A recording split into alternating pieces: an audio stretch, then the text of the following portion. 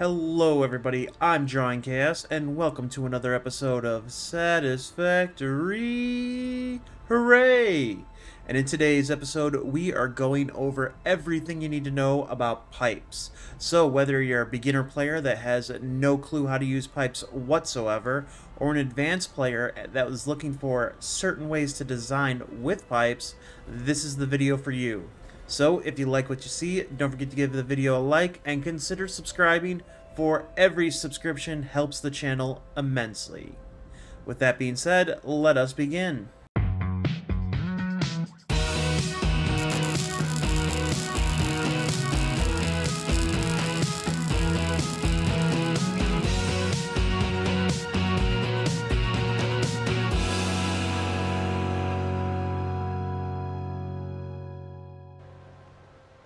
Alright, ladies and gentlemen, we are over here in our nice little R&D section, and we are going to go over the basics of the pipes first. So if we come over here, we have two different pipes to choose from. We have the Pipeline Mark 1 as well as the Pipeline Mark 2. Now the Pipeline Mark 1 can hold 300 cubic meters of water per minute, or whatever fluid you want to put in there, where the Pipeline Mark 2 can do double that, 600 cubic meters of water, or whatever liquid, per minute. So the first thing that you got to note is water or liquids are considered omnidirectional when they're in pipes. So if you have something coming in from this side, it'll go straight down this way. But if you switch it up and have it come in from this side, it'll go the other way with no problem. Unlike the belts, you do not need to change the direction on which you're going, which means that these can be used as mergers as well as splitters. So if I have two items coming in on this side, they can split off and go on this way. And if I had one going here and one going here, it would split off and go the other way. So if I wanted to even out two pipes, I could do it like this and have them going out the opposite ways. But you need to understand how fluids work in this game because it's not as simple as solids. So as you can see, I hooked it up to this wonderful fluid buffer. And as you can see, it says 300 cubic meters of water per minute. Now that's only because this is all nice and filled up and because that's how much it can go right away. But the flow rate will soon to be going down once all of this empties out. So as you can see right here, once the excess water is gone, we are now fluctuating the liquids that are going through. And this is the part that trips up people a lot, because water does not go at 120 per minute. It fluctuates between 120. So that means that the average is around 120. So this will get up to 150 cubic meters or all the way down to, like, say 80 cubic meters. Thus, when this fills up, it feels like the water is very inconsistent when it loads into here. The other thing to note is what's called head lift. Now, if we take a foundation and we switch over to the 4-meter foundation and go up 2, we can put a fluid buffer up here.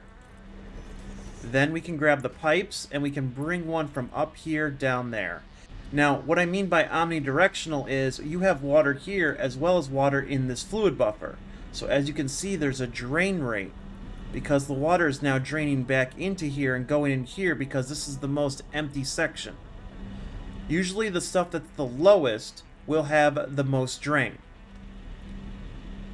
What I mean by that is once this turns up like this fluid buffer will fill up before this fluid buffer gets taken care of, because the water wants to go to the path of least resistance. So it's easier to fill up this fluid buffer than it is to go all the way up to here to fill up this fluid buffer. And as you can see, the fill rate is starting to go. But this right here, this is what's called head lift. This means that from where this is at to all the way up here is the lift from vertical, is the vertical lift. But something that you need to note on that is it doesn't matter if it's a straight up vertical or if it actually comes down like this. This is a longer pipe, but this doesn't increase the head lift. The head lift is literally vertical only. So wherever the bottom part of it is and wherever the top part of it is, a straight line up, that's the head lift. That's what head lift is. Now, standard head lift on stuff like water extractors or machine is always 10 meters. This is why we use these foundations. 4 meters here, 4 meters here. So with this being off the ground, the same height as this off the ground, that is perfectly 8 meters off the ground. So what we can do is we can grab one here, and we can actually grab another 2-meter foundation, and that right there is 10 meters off the ground. So this head lift is 10 meters. Now, seeing as this is the item that is producing the product, so this is what's producing the product, the head lift is not perfectly right here. It's actually a little bit higher. If I had to guess, I would say about a 1 meter foundation, probably on there. So we are about 1 meter foundation of wiggle room right here. So this is probably like 9. This is probably about 9 head lift distance. And as you can see, the fill rate is filling up. Now, just to show you what too tall is, we are going to take another 2 meter foundation, and this should be a 11. This should not work at all. So we have to wait for the water to fill up this pipe. As you can see, the water is actually filling up, and it gives you an idea of exactly how far you are away from the actual head lift. So this fills up 90% of the way, then it stops. If we had something even higher, if we had something like this going all the way up top, all we have to do is wait for this pipe to get as filled as it's possibly going to get, and then you can see it's only going up halfway. So this is the indicator that tells us exactly how high the water's going before it stops. So you can tell right there, okay, it's only going halfway. I need to get rid of half of this, and that's my head lift. That right there is the indicator of how much head lift you have and how close you are. Now that we have the basis down, time to go for some troubleshooting issues for some issues that a lot of people seem to be having with pipes. One issue comes in the way of the wonderful coal gens early on. As you can see right here, I have 8 coal gens producing 75 megawatts of power each. Each one of these needs 45 cubic meters of water per minute. At 8 of these, that would mean I need 3 water extractors. 1, 2, 3. Each one produces 120 cubic meters of water per minute, as we can see right here, which means this makes 360 cubic meters of water per minute. And here we can see where the issue becomes very apparent. You get all these nice wavy lines. But what is the issue? We have plenty of coal coming in, and we should have plenty of water. So why is this so inconsistent right here? Well, the problem is you're making 360 cubic meters of water, but you're putting it all into one 300 pipe. And what I mean by that is, if we look right here, the maximum flow rate is 300, no more. So even though you're producing 360, you're only getting 300 into one pipe going across. Now the easiest way to fix this would be taking another pipe and just bringing it over like so. But because these things are omnidirectional, what you can do is you can take from the other end that needs the water the most. Now you have one water extractor going that way, one water extractor versus water going this way, and then one water extractor in the center splitting up half this way, half that way. Because remember, these are mergers and splitters. And to see just how effective it is, check this out. Once we put it in there, a nice clean line. So when it comes to fluids like this, you want to hit it on both ends. The one going over here, as well as the one going there.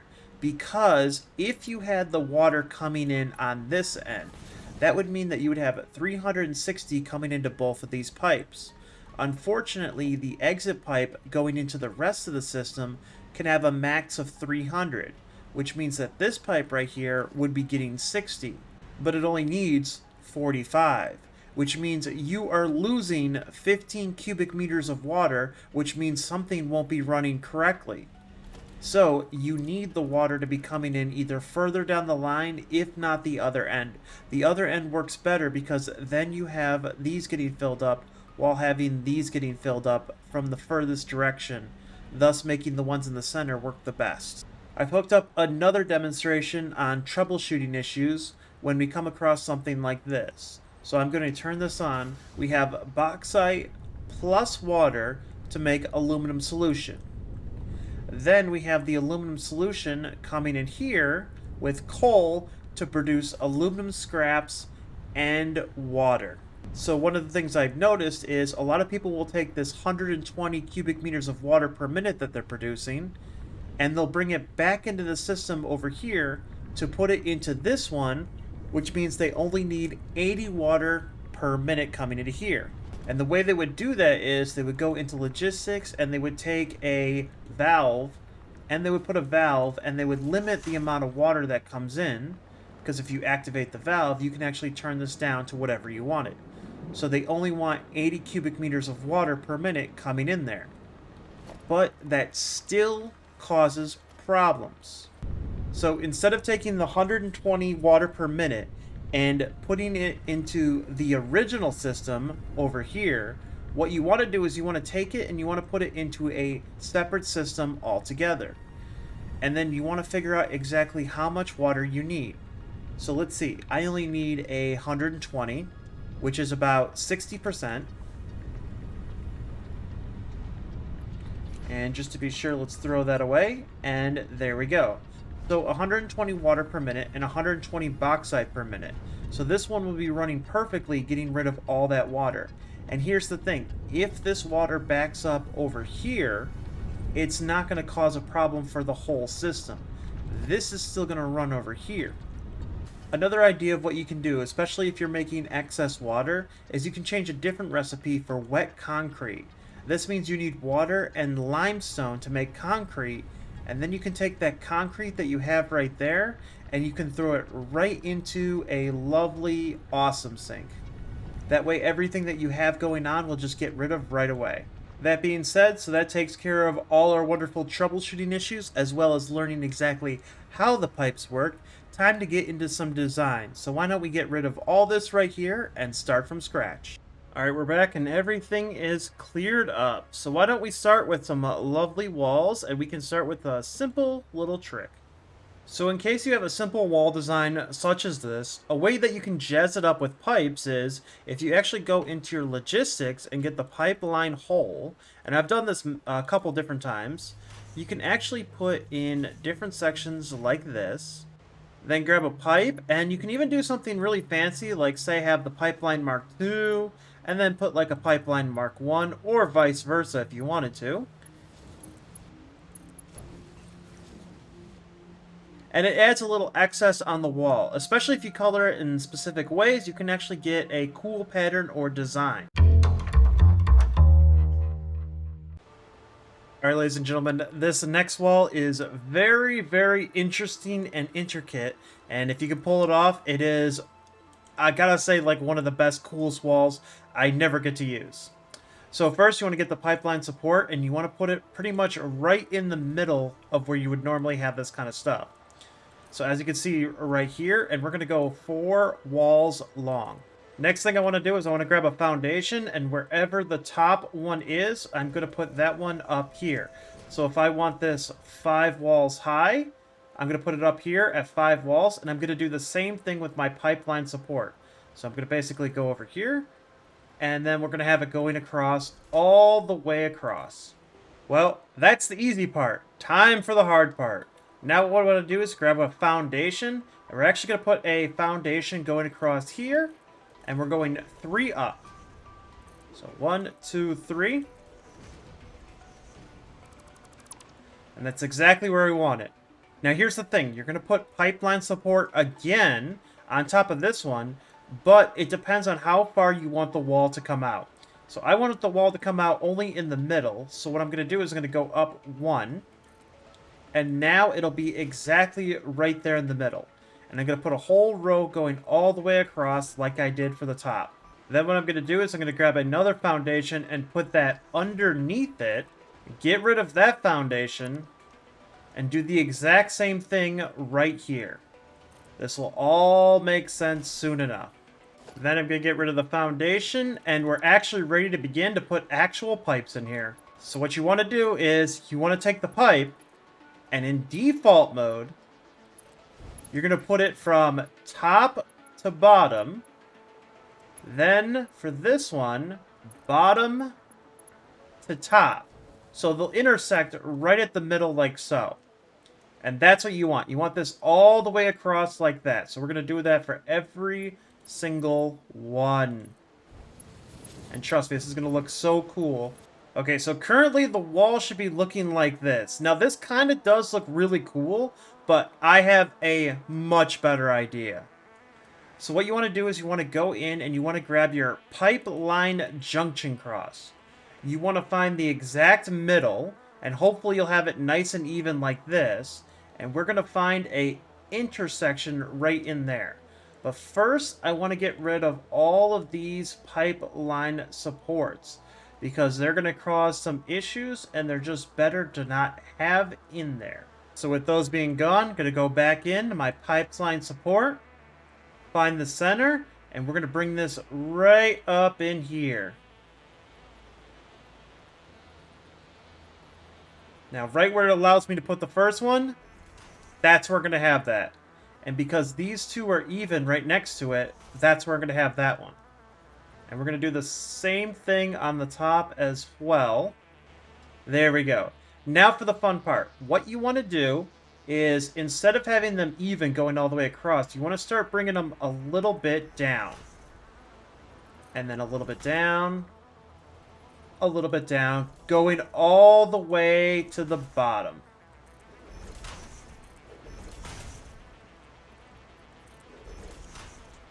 So now it kind of flows all nice and down. We're going to do the same thing on the other side, as well as the same thing on the top. There we go. Now what you want to do is you want to delete all the pipes in the center. Make sure you don't hit a single one of those pipeline junctions, just the pipes. And there you go. It now goes out on each and every one of them. Now what you could do, if you wanted to, is you could put these together like so, and have these going all the way across. But what I think looks even better is if then you destroy the pipeline junctions. Now what you can do is you can have the walls basically going like this, and they actually come out. And it looks really cool. Look at that. Doesn't that look amazing? And because you went further down for the other ones, you can actually get this nice little 3D effect going across here, all the way across, and it looks bent in, and it looks really cool. This is an amazing way of making a really cool, intricate wall, and you can play with this design a couple different ways. So if you want to go further out, especially for the middle, but if you made a giant wall like this, oh, it would look so cool. Alright, ladies and gentlemen, now that we figured out how to make some cool looking walls, time for some nice spirals of pipes.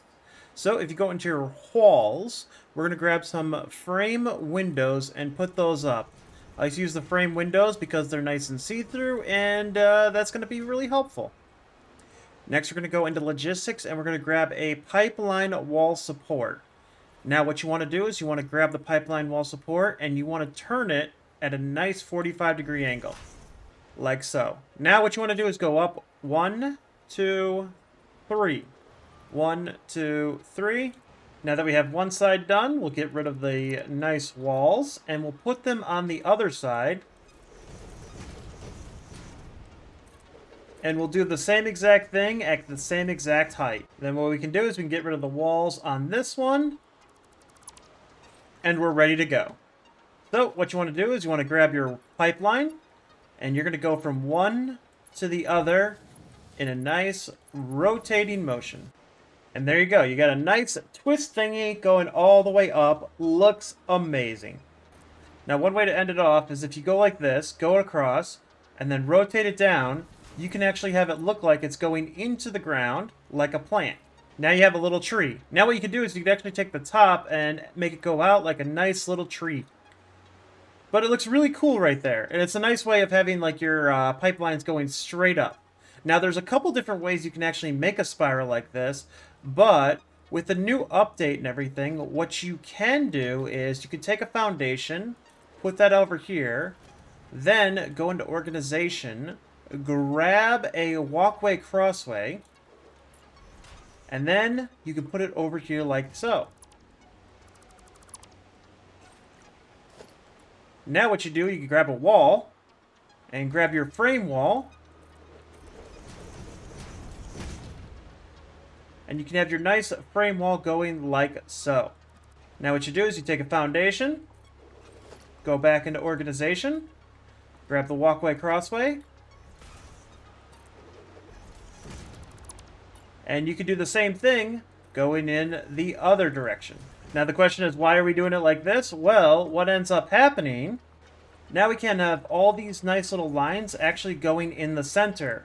Whereas before, they were coming out, and we don't want them sticking out. And then you get rid of those, and we're going to bring this down. And we do the same thing where we grab our pipe, and we have it go. Now you can see it actually looks kind of cooler because we don't have all these sticking out. But if you wanted to as well, you can actually get rid of all these because you don't really need them at this point. And then you can have a nice clean version, or you can have a nice version where everything is in the center. So you can have something like this, or you can have something like this. Depends on what you're going for. This one looks much cleaner and nicer. And then, of course, if you look in the center, it actually looks like it makes sense. Now, onto a few more that I like to build. We're going to take our foundations, and we're actually going to build our foundations. Let's build this up 5. Then we want to grab our pipeline support, and what we're going to do is we're going to build something like this. Then we're going to turn it. Turn it again. And turn it one more time. So now we have a nice little circle. Then we delete a foundation, and we do it again all the way going down. So there we go, we get a nice little circle thing. Now what we want to do is we want to take the second line up, and we're going to go over like this. And this is going to get us a nice, cool little like twist to it. Then for the next layer, you're basically going to go and you're going to twist it down. And yes, the pipes will merge into each other. But it does kind of look cool. Like it's one giant mega pipe. And we're going to repeat this pattern going all the way up to the top. And there we go. We have a nice little twisting one. And the best part about this is, too, we can even take this and do the same exact thing that we did on the other one, where we had it actually going into the ground. Now you can play with that and see exactly where you want this. But I think right like so is going to look even better than the other one. Now it looks like a nice twisting plant and looks really cool. And this is something you can add to like a front of the building or something like that and kind of give it a nice cool idea. As well as you could hook it up with something and it would look even awesome like that as well. Alright, to end this off, we might as well do a Frutchy Ball. If you don't know what a Frutchy Ball is, you're about to learn. If you take one of these pipeline wall supports, you can actually put them upside down. You put one down, and there it goes. Look at that. And then you put it in the same spot, but you turn it slightly. And then you turn it again. And then you turn it again. And there you have it. A nice little Frutchy Ball. Isn't that great? Well, ladies and gentlemen, that is going to be it for me today. I hope you enjoyed this. I hope you found this interesting or you learned something. But it's time to go. Otherwise, this video is going to take forever. Anyway, guys, have a wonderful day, and I'll see you in the next video. Bye-bye.